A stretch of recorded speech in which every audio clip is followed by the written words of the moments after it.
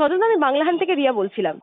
সজলদা, বিশ্বব্যাপী খ্যাতনামা ফুটবলার মেসিকে নিয়ে কলকাতার জনতার মধ্যে যে ক্ষোভ তৈরি হয়েছে সেটা নিয়ে কি বলবেন? মানে তৃণমূলের এত বড় বড় নেতারা তারা এতদিন আগে থেকে আয়োজন করলেন, এত প্রচার করলেন, কিন্তু শেষমেশ জনতা দেখতেই পেল না, তাদের থেকে টাকা নেওয়া শুধু হয়েছে। ওরা তো আর ওই অরূপ বিশ্বাসকে দেখতে আসেনি, ওই চোর তৃণমূলী গুলোকে দেখতে আসেনি, তাদের গার্লফ্রেন্ড, হ্যাঁ তাদের বউ, তাদের বাচ্চাদের দেখতে আসেনি।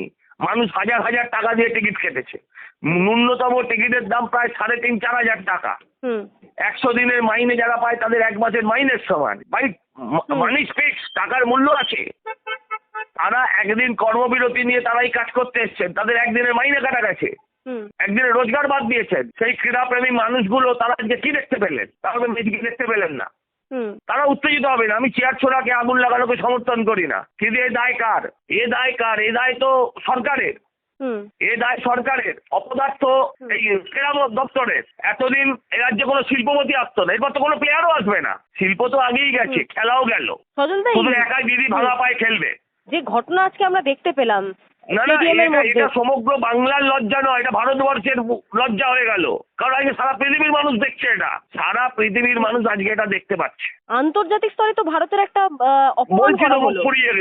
মুখ পুড়িয়ে দিল। আবার একটা মেসির একটা 7 তলার সমান উঁচু একটা স্ট্যাচু করেছে। লোকে লিখছে মেসির ননদের পিস্তত ভাইয়ের ছেলে, কেউ বলছে এটা ঋত্বিক রোশন, লোকে বলছে আবার মেসির হাইড্রোসিল হয়েছে। সজলদা, কোথাও কি মনে হচ্ছে না যে ভারতবাসীর জন্য মেসিকে নিয়ে আসা হয়েছে, ভারতের ফুটবলারদের ভবিষ্যৎ ঠিক করার জন্য নিয়ে আসা হয়েছে? ওসব বাজে কথা। না, ওসব বাজে কথা।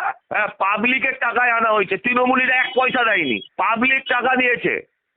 পাবলিক যারা সেলফি তুলবে তারা পয়সা দিয়েছে, যারা মাঠে ঢুকেছে তারা পয়সা দিয়েছে, পাবলিক বানিতে এসছে, সেই পাবলিক দেখতে পাইনি। তৃণমূলের প্রচার করার একটা স্লোগান, এখানেও চুরি কাটমানি, এখানেও কোনো না কোনো দুর্নীতি আছে, কি মনে করছেন রাজ্য সরকারকে জবাব দিতে হবে? যারা দুর্নীতির মাথা তাদের গ্রেফতার করা উচিত। রাজ্য সরকারকে জবাব দিতে হবে এই অপমানের জন্য। রাজ্য সরকার আবার মান অপমান আছে নাকি? আরো ভালো ভালো খবর দেখতে সাবস্ক্রাইব করুন বাংলা হান্টের ইউটিউব চ্যানেল। বাংলা হান্টের আরো খবর দেখতে নজর রাখুন। বাংলা খবর মানেই বাংলা হান্ট।